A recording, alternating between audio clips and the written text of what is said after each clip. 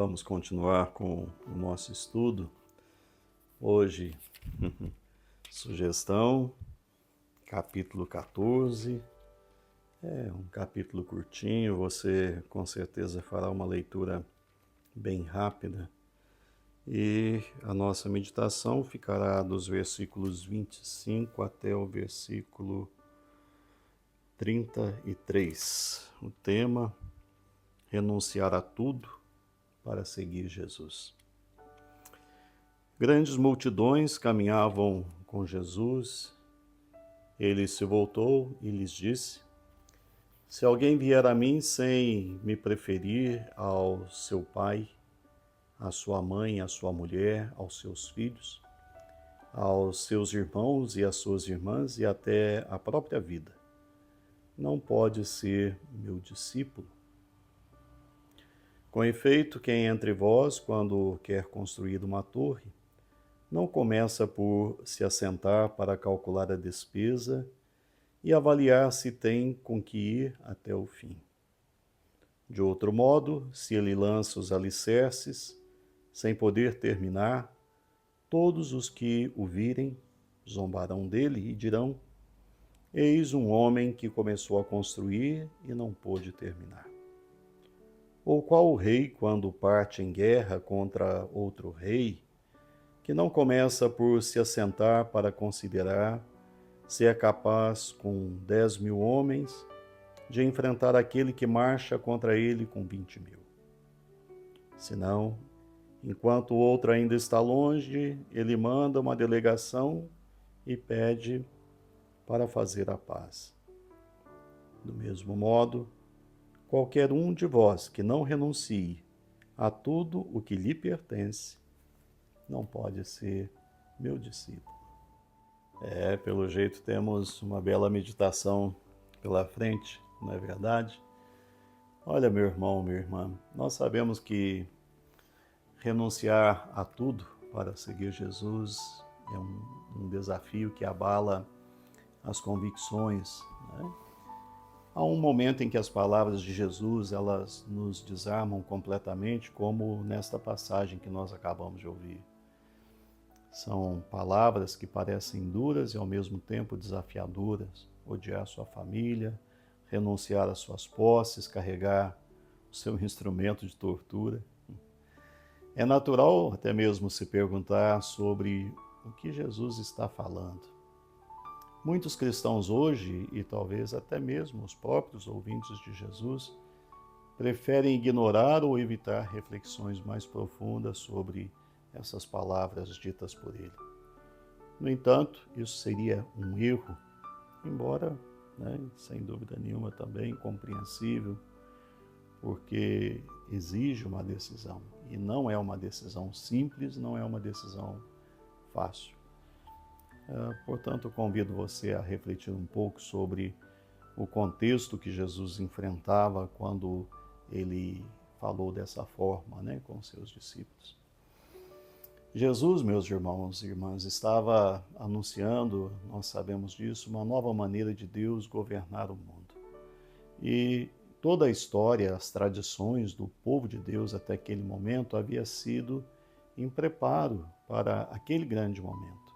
No entanto, a coisa real, estava começando, e o desafio mais difícil de Jesus era persuadir as pessoas a renunciarem aos aspectos preparatórios aos quais haviam se habituado. Então agora é a hora de agir, tem que mudar o comportamento, tem que mudar tudo. Quais eram esses estágios preparatórios? Para o povo de Jesus, o antigo Israel, 2 elementos eram centrais para esse povo: a família e a terra. Israel era identificado como a família de Abraão, um povo formado por uma única linhagem étnica. E embora muitas pessoas de fora, como até mesmo Ruth, no Antigo Testamento, houvessem se unido à nação, ainda assim predominava a identidade familiar.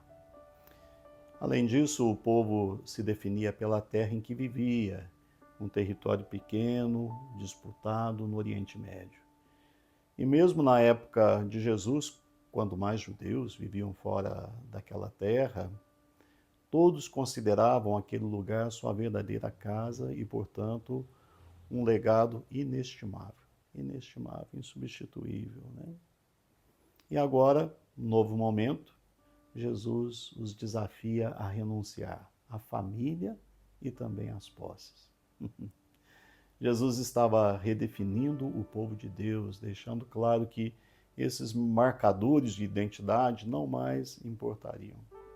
Agarrar-se a eles seria como manter as cortinas fechadas ao amanhecer, impedindo que a luz do dia pudesse entrar e também trazer novos horizontes. Eu acredito que esse desafio de Jesus também nos alcança, né, em momentos em que nos sentimos tentados a nos acomodar no status quo. Jesus nos confronta. Não sejam como aqueles que começam a construir uma torre ou lutar uma batalha sem considerar o custo. Pensem, reflitam, orem sobre o que significa ser meu seguidor, o que significa ser meu aprendiz e meu discípulo. Não fiquem para trás enquanto o reino de Deus avança, satisfeitos com menos do que o que Deus, né, oferece a vocês. É necessário mais, né? É necessário ambicionar nesse sentido e num sentido positivo, né? A busca realmente por uma vida mais próxima de Deus, mais próxima da sua vontade.